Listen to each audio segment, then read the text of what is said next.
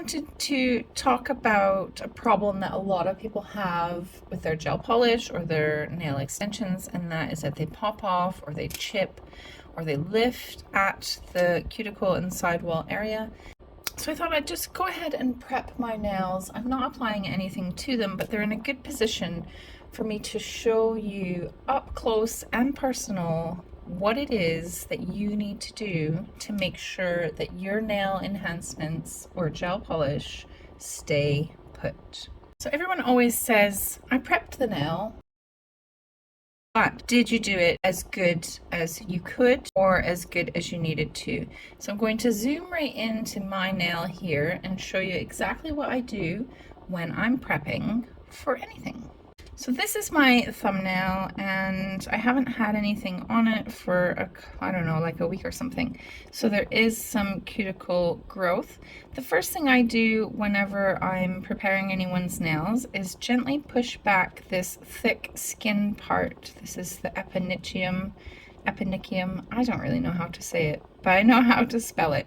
When you push this skin back, it allows you to see the nail and all the cuticle that's laying on the actual nail. So mine don't need pushed back very far because I regularly do this when I'm anxious. Usually I'll sit and push these back because that's what I do to calm myself. But a lot of people, you may need to use a little bit of pressure to get that lifted up off of the nail so you can expose this cuticle that's attached to the nail. The actual cuticle is a waxy, weird, thin tissue paper, or even thinner substance that's on the nail here. You can see that this is how much growth I've had since the last time I had my nails done. You can see the line just here where that waxy cuticle starts. It's important that you get this off. If you don't get it off, then you're not going to have good retention of your products. So if you're using a cuticle pusher, try and find one that's relatively sharp. I have another one here. This one is rounded and it's not very sharp at all.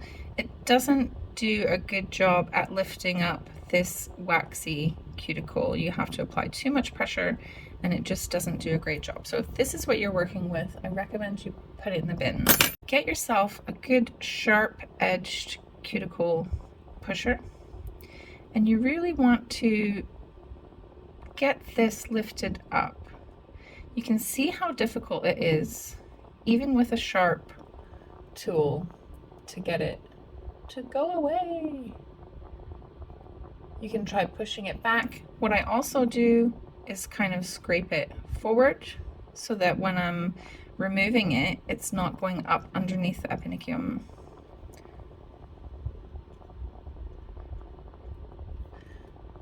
So now all of this white that you see is all cuticle, this waxy, weird stuff that comes off.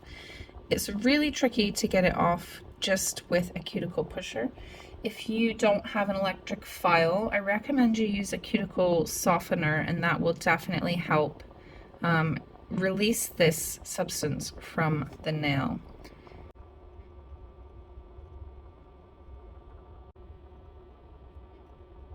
So I'm scraping down and I can feel it catching. I can feel where that cuticle is because it's like raised a little bit. It's a little bit sticky, and when I drag my tool, it kind of catches on it.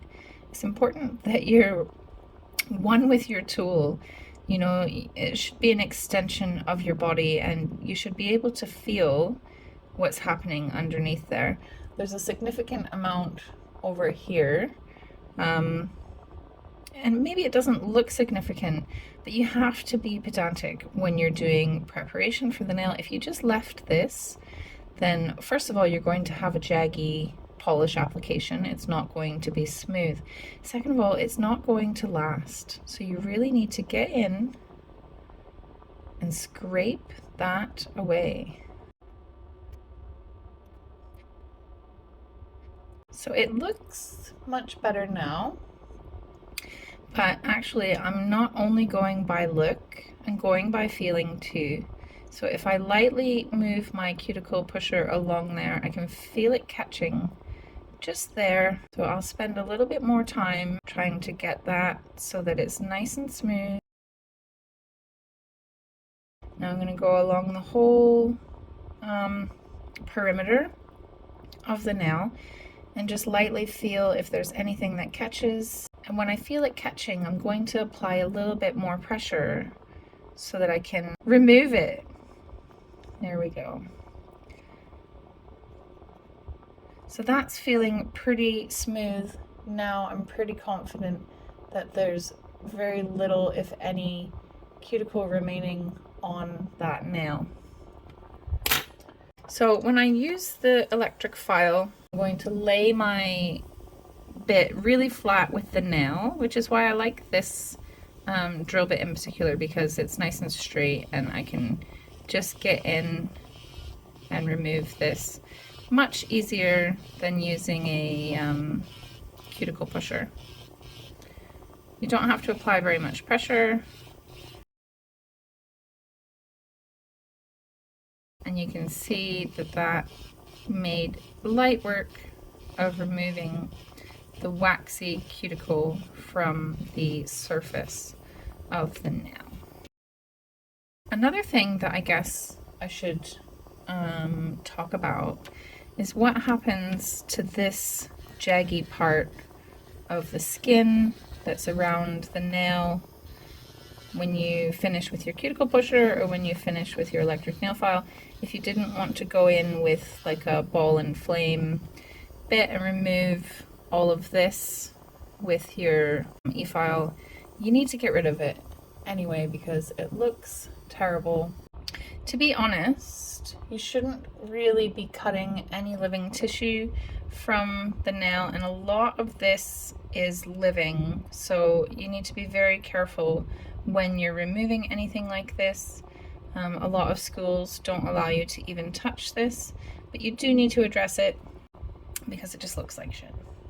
So what I'm going to do is use these manicure scissors.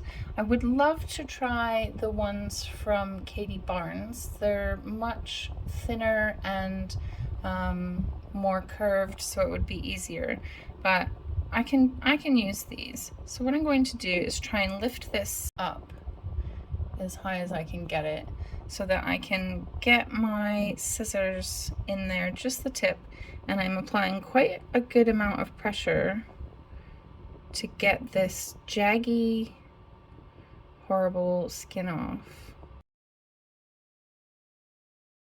So that has been removed, the majority of it. Now I can just go in and try and tidy up any small pieces that are still there.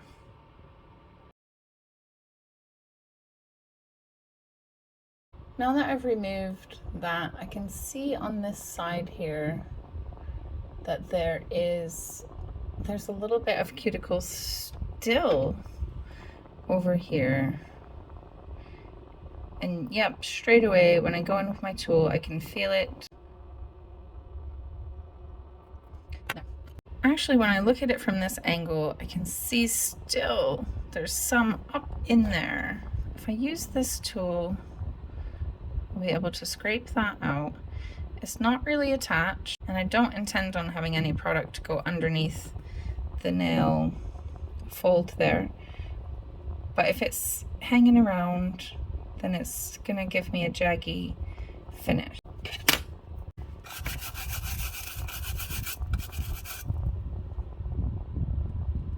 So now I'll just wipe this off with some alcohol. The nail is now ready for the next step. So I'm going to continue to do these three, just like I did with the other, with this finger, and then we'll move on to the next step. Now I'm going to wipe all of the nails off with isopropyl alcohol.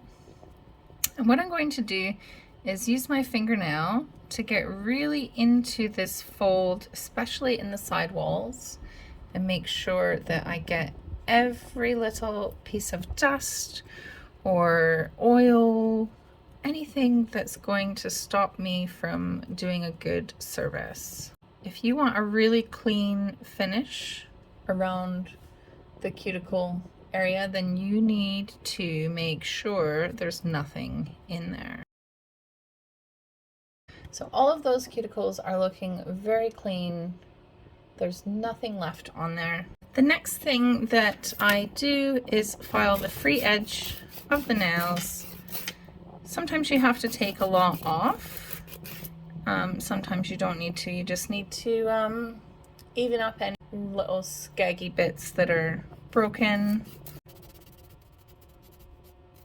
For demonstration purposes, I'm going to shorten this nail more than I would like to because there's something I want to show you. I've talked about this a lot in my blog and on my other videos, but when you file the nail, if you're taking any length off, and this goes for extensions as well, you take off the length and you think, oh, that's really good. Absolutely fine. Now I can go in and put my base coat on and my colors and whatever. But the thing is, stuff collects underneath of the nail when you file the length off. So you can see here, I mean, it's so small, isn't it? And you wouldn't think it's going to play any kind of role in how long your gel polish will last and whatever. But these little furry bits that gather underneath the nail when you remove the length are only partially stuck to the nail. And so when you put polish on top of this, not only is it going to give you a rough edge where this nail is, but also that little piece won't stay there forever. It's easily knocked off like that. So if you put polish on and it's stuck to that piece, and then the client goes away, that little piece falls off, now that section of the nail is exposed and going to cause chipping. So every time I file the nails at the free edge, I go underneath with my cuticle knife bit like this and lift up any pieces that are jaggy and sticking out. Once you have them lifted up, you can put your nail file underneath kind of at the same angle as the nail to remove those without really affecting the shape of the nail. Sometimes you have to like rub across the top lightly to get them to unattach as well if you've dragged them up over. But that's something that's really important. And I think maybe that's a lot of the reasons why people's nails chip, is because they filed them and they have the jaggy, furry, curly bits of nail stuck underneath. I'll show you again. It happens every time.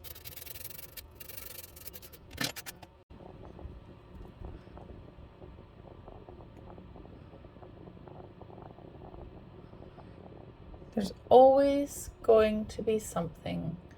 If you're not removing this, then you're not going to have the best retention that you could have.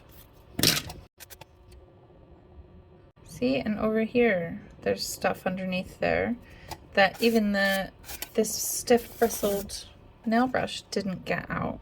I know this is boring and it's not the fun part of doing nails, but it's super important. And this is what will get clients coming back. The retention. You want their nails to last a long time. Now look at that. See, this is what I'm talking about.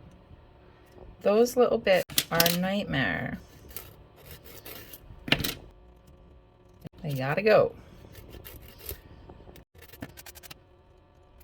Oh, I should have probably mentioned, when you're cleaning these furry bits from underneath the nail, it's better to use the higher grit side of your file. If you have a natural nail file, that's really good for this. But I don't actually have one of those right now, so I'm using the 180 grit side of this file. So here's a bit. This isn't nail per se, this is skin, and it's right underneath my nail. And that will cause a problem as well. I mean, it's tiny, you guys, but super important. See, it's still there, hanging on for dear life. It's like, please no, please don't remove me. Well, sorry, kid, but you're gonna go. I'm gonna tuck my file underneath that bit and get it away.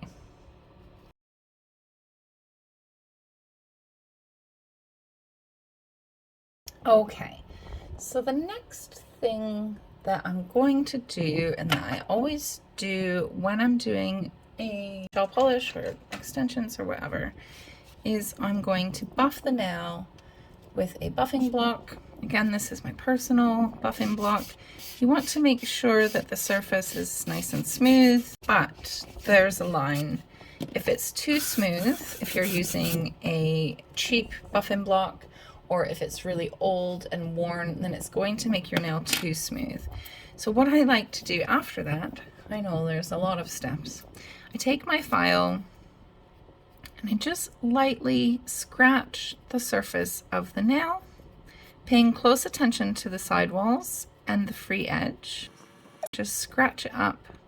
I'm just going back and forth with the tip of the file, not applying a lot of pressure, just enough so that it's going to give me a little bit of a rough surface to work with.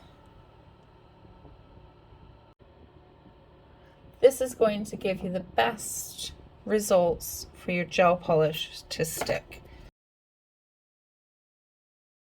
Now I realize that I used the buffer to make it smooth, and now I'm using the file to rough it up a bit, and you might think that's a bit counterproductive or unnecessary. This is just the way that I do it. If you don't want to do it that way, you don't have to. It's just a habit that I've gotten into over the past 11 years. And that's what works for me. So I'm just showing you what works for me, and hopefully that will help you.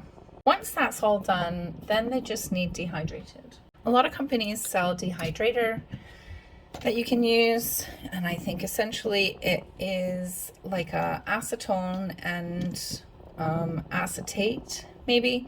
I just use pure acetone. This is what I've been doing for years and years. I just clean the surface of the nail with acetone, and then also I clean underneath the nail as well. So the surface, get into the sidewalls, underneath the nail fold, and also underneath the nail.